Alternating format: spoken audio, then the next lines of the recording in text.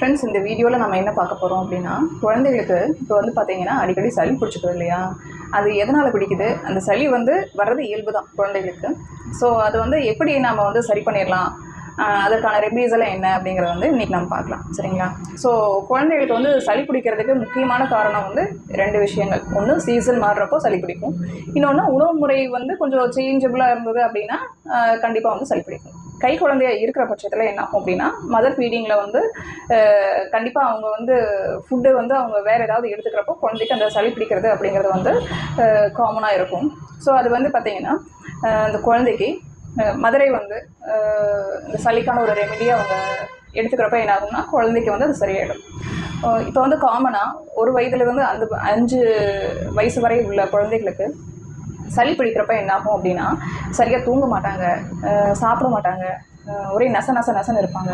சரிங்களா? இது மொத்தம் 3 இடத்துல வந்து இந்த சளிக்கான தொந்தரவுகள் வந்து வெளிப்படும். ஒன்று வந்து இந்த கழுத்து பகுதியில் வந்து சளிக்கான ஒரு த்ரோட் இன்ஃபெக்ஷன் மாதிரியும் இருக்கலாம். சரிங்களா? இன்னொன்று நுரையீரல் பகுதி ஃபுல்லாகவே வந்து அதாவது நுரையீரல் பகுதியில் இருக்கக்கூடிய சளி. இன்னொன்று தலையில் தேங்கக்கூடிய நீர் தேக்கத்தினால வரக்கூடிய சளி. சரிங்களா? ஸோ இதெல்லாம் வந்து பார்த்தீங்கன்னா ஈஸியாக நம்முடைய உணவு முறைகள்லேயே சரி பண்ணிடலாம். சரிங்களா? ஸோ நம்முடைய உணவு முறைகளில் பூண்டு, வெங்காயம், சின்ன வெங்காயம் இதை வந்து அதிகமாக சேர்த்து நீங்கள் குழந்தைகளுக்கு நீங்கள் கொடுக்குறப்ப என்னாகும் அப்படின்னா அந்த சளியை வந்து அது எளிதில் கரைச்சிடும். சரிங்களா?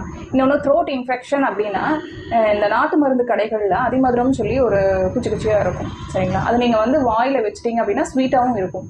குழந்தைகளுக்கு வந்து இது ஈஸி தான். சரிங்களா? அதனால் வந்து ஒரு குச்சி எடுத்து வாயில் போட்டிங்க அப்படின்னா அதனுடைய எச்சல் வந்து போக போக என்னாகும், உண்மையிலே போக போக என்னாகும் அப்படின்னா அந்த த்ரோட் வந்து அப்படியே ஃப்ரீ ஆகிடும் உங்களுக்கு.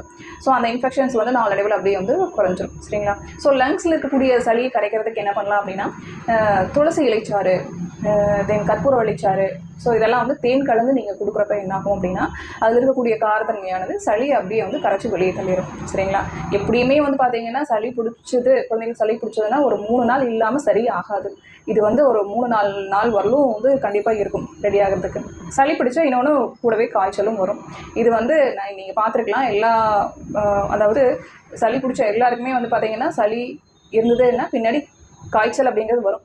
சரிங்களா? இந்த சளியை குணமாக்குறதுக்கு உடம்பே வந்து ஒரு நோய் எதிர்ப்பு தன்மையை உருவாக்குது. ஸோ அந்த பாடி ஹீட்டை வந்து அதிகம் பண்ணுறதுனால அது நம்ம காய்ச்சல்னு எடுத்துக்கிறோம். ஸோ அந்த காய்ச்சல் வந்து ஒரு 3 நாள் வந்து இருந்துச்சுன்னு வச்சுக்கோங்களேன், அந்த சளிக்கான இதெல்லாம் வந்து அப்படியே கரைச்சி வெளியே அனுப்பிடும். சரிங்களா? ரொம்ப தொடர்ந்து ஒரு 7 நாள் 10 நாள் வரலும் இருக்குது அப்படின்னா நீங்கள் ஒரு மருத்துவரை பார்த்து நீங்கள் சிகிச்சை எடுத்துக்கலாம். ஓகேங்களா? மூலிகைகள் வந்து அந்த காலத்தில் பாட்டி வைத்தியம்னு சொல்லி நிறைய இருந்தது. சரிங்களா? அதெல்லாம் இப்போ வந்து இருக்கிறதில்ல, நம்மளுக்கும் தெரியறதில்ல. ஸோ துளசி, கற்பூரவள்ளி இலை, வெத்தலை, நைட்டு தூங்குறப்ப என்ன பண்ணுங்கன்னா இந்த வெத்தலை வந்து லைட்டாக வெதுவெதுப்பாக தீயில வாட்டி நெஞ்சுக்கு குழந்தைகளுக்கு வந்து போட்டு விடுங்க.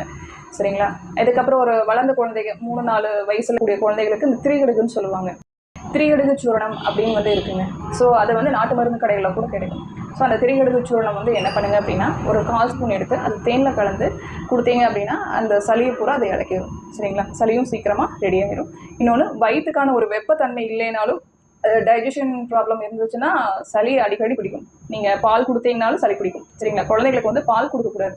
எவ்வளோ 1 இயர் அப்படின்னாலே என்ன பண்ணணும் அப்படின்னா நைட்டு ஒரு டம்ளர் பால் கொடுத்து படுக்க வைப்பாங்க. அதெல்லாம் தப்பு.